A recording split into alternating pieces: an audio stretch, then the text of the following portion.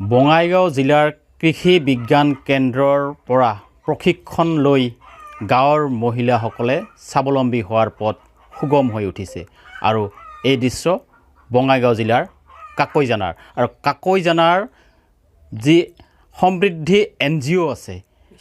mission সমৃদ্ধি স্নেহপথ NGO এই NGOৰ মহিলাসকলে তেওঁলোকে কাঠফুলাৰ প্ৰশিক্ষণ আচাৰ বনোৱাৰ প্ৰশিক্ষণ বা মৌ পালনৰ প্ৰশিক্ষণকে আদি কৰি কাপোৰ বোৱা প্ৰশিক্ষণকে আদি কৰি বিভিন্ন প্ৰশিক্ষণ তেওঁলোকে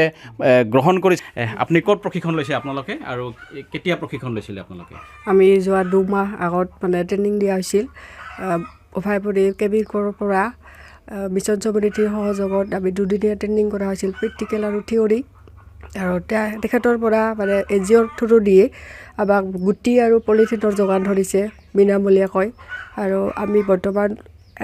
বহুত মহিলাই স্বাৱলম্বী হৈছোঁ লগতে বৰ্তমান বিক্ৰী কৰি আছোঁ প্ৰথম আমি এতিয়া কৰিছোঁ এগৰাকী ব্যক্তি আছে আমি জানিবলৈ চেষ্টা কৰিম কেনেদৰে আগবাঢ়ি আহিলে মহিলাসকলে কি মহিলাসকলে তাৰমানে আগবাঢ়ি আহিছে তাৰ বাবে মই মহিলাসকলক ধন্যবাদ জ্ঞাপন কৰিছোঁ কাৰণ মহিলাসকলে আৰু মই গোটাখনকে অনুৰোধ কৰি লওঁ চবে যাতে আমাৰ এই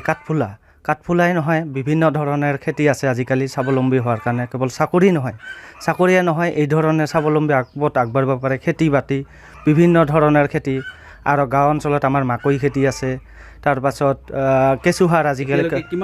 কিমান ঘৰত এনেকুৱা মাছৰুমত প্ৰায় 50ৰ পৰা 100 ঘৰে মানে প্ৰায় সম্ভৱ হৈছে আৰু গোটেইবিলাক লৈছে আৰু মাছৰুমৰ খেতি কৰিবলৈ ঘৰত কিমানকৈ আছে 60 70 100টা সেনেকা কৰে চিলিণ্ডাৰ আছে আৰু প্ৰতি ঘৰতে তো মই চৰকাৰকো ধন্যবাদ জ্ঞাপন কৰিছোঁ আৰু চৰকাৰে যিটো আঁচনি দিছে 10,000 টকাকৈ মাননীয় মুখ্যমন্ত্ৰী মহোদয় মই মুখ্যমন্ত্ৰী মহোদয়কো ধন্যবাদ জ্ঞাপন কৰিছোঁ বঙাইগাঁৱৰ যি কাকৈজানা ভাৱৰীয়া কাটা আছে এই ভাৱৰীয়া কাটা যি মিছন সমৃদ্ধি স্নেহপথ NGOৰ যি আছে সেই NGOৰ মহিলাসকলে প্ৰতিটো ঘৰে তেওঁলোকৰ NGOৰ প্ৰতিগৰাকী সদস্যৰ ঘৰে তেওঁলোকে কাঠফুলাৰ খেতি কৰিছে আৰু কাঠফুলা খেতি কৰি তেওঁলোকে এতিয়া অৰ্থ উপাৰ্জন কৰিছে তেওঁলোকে বজাৰত বিক্ৰী কৰি তেতিয়া স্বাৱলম্বিতা হোৱাৰ নিদৰ্শন দেখাইছে